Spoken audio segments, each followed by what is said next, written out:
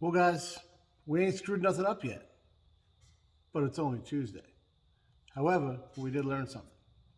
So here's your Tuesday morning tech tip with Pugliese Speed Shop.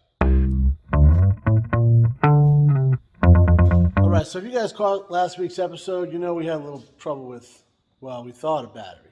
Ended up not being a problem, but we uncovered some other problems. So if you didn't watch it, go back and watch it because Kevin's FXR breaks down and he gets a little upset. But there's a battery that was out of my FXR. And we tried to swap them, right? We thought his wasn't charging, but it still had enough juice to start the bike. So well, mine was a brand new battery and fully charged, so let's swap them and we can make it the rest of the way. I'm not going to give it away, but go watch the episode if you want to know what happened. So what we learned was a couple things. I'm going to flip you around, show you what we're working with over here, and what I learned. All right, so for you guys that don't know, this right here is my 91 Harley-Davidson FXR. Super low mileage, super clean bike. Absolutely love it. You see it on the channel a bunch, and you'll see it a lot more because I'm either going to be doing stuff to it or riding it. It's just what we're doing. But right here is the task at hand. This here is Kevin's battery because, like I said, we did the old switcheroo, and he wants it back. Makes sense. So before we go any further, this here is for the battery tender. It was hooked up legit. I didn't just have them, but it was a side of the road fix, guys. So give me a break. What I want to talk about is this little guy right here. This little makeshift handle, right? Came in pretty handy. I don't know if you guys saw me trying to grab mine and get it out. It ended with me dropping the little nuts that go in here because they're not captive. But I'm going to pull it out. We'll put them side by side, and I'll show you what's up.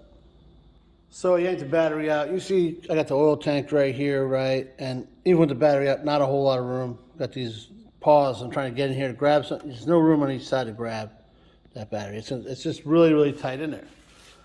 So with Kevin's battery, because Kevin thought outside the box, right? Yeah, got a little go handle there, right? Look at that. And me, I gotta grab this one like this. See how much extra space I'm taking up?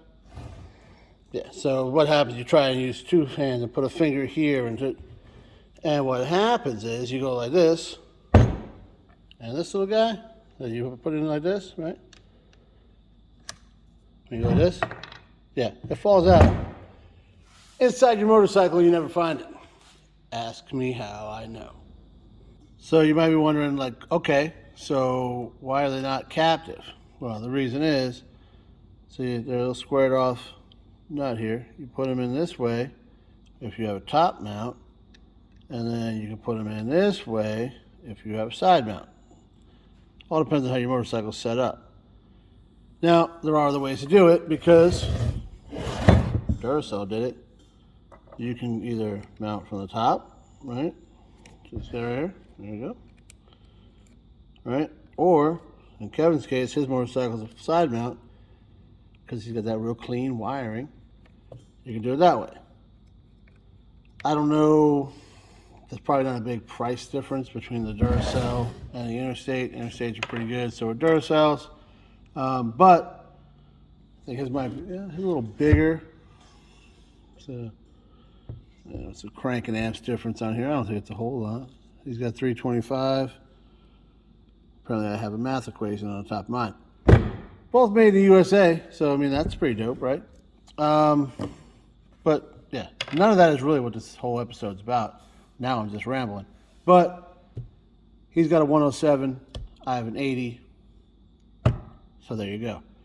Here is what we want to talk about. This little guy right here. I'm telling you guys, I never seen that before. The man's a genius. So I just gave you guys a whole bunch of information about these two batteries that have absolutely nothing to do with what I'm talking about. The point I'm trying to make is the idea to put a piece of duct tape and make a little handle for the battery was just genius. Now before that goes straight to Kevin's head.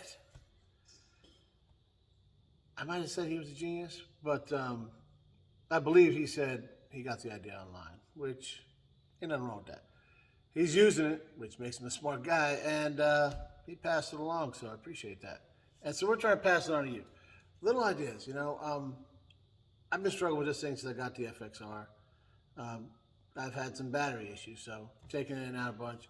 The shovel head, forget about it. There's no room in there. My crotch rock is it's designed to not have a lot of room. That's why the battery is this big, and that's just how it is. So that was a big help. And I actually believe, so when I took my battery out of my bike, picked it up, and I did this, and like I pointed out, the nut fell out. We found it the first time. Then as we put it into Kevin's bike, apparently we had it in and out of there a couple times because the mounting, like I showed you, the mounting wasn't the same on the batteries. So trying to get it to work was not working out. So then we couldn't find it the second time, and we still haven't found it.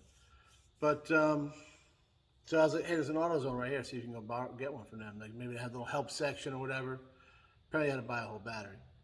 And after much frustration, Kevin said, forget it, and bought another battery. And well, that's when we figured out that wasn't really the problem. But so now the issue is I have a new battery with only one way to mount, just one terminal so I can mount. So he's like, man, I said, man, you can probably get them online or whatever. Then I remembered that I always save my hardware, right? We've had episodes about this too.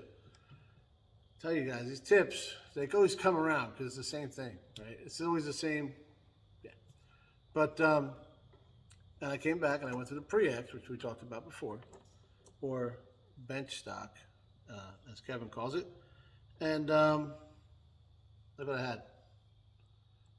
I kept the bolt, the spacer, the washer, and the nut from the last battery.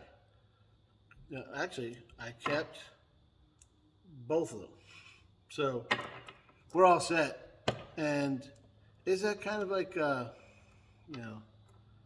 I screw over the next guy that buys that back? No, I didn't. Because they're going to recycle what they're going to do. And they got a little Pre-X bin where they, charge these batteries, whatever they do with them, right? They do battery things. And they got about 1 million of these little guys. And they're going to be okay. Because they're not going to send it out not done. So I'm okay with my decision. All right? But the little things, guys, I'm telling you, I'm going to go get some duct tape, which so somehow I don't have any in the shop. I don't know. But I'm going to get some duct tape, and I'm going to install that on my battery before I put it back in the bike. And rather than, I think I might glue these guys in, or at least, I'm probably not going to glue them. Now that I think about that, because what if I do need to use it as a side note? You never know what's going to happen. But what I will do is I will put this in the battery and then put the screw in it, right? So it holds it in as I go. That's what I'm going to do. So I won't have any problems with stuff falling out and losing it, and I'll be where I need to be. So hopefully these little ideas help you guys out. Guess I'll get back to work here, and I got to bring this battery back to Kevin. So thanks for watching, guys. All right, so you guys know I got the attention span of a goldfish, right? So I was walking over to the FXR to put that battery in when the battery out of the olds caught my eye. And I was like, oh, whoa, look at that, huh? This little guy right here. Little universal handle. Picks up right there. Look at that. I have no idea where you can get this because it was in the car when I got it. But looks like Kevin's not the only one thinking outside the box.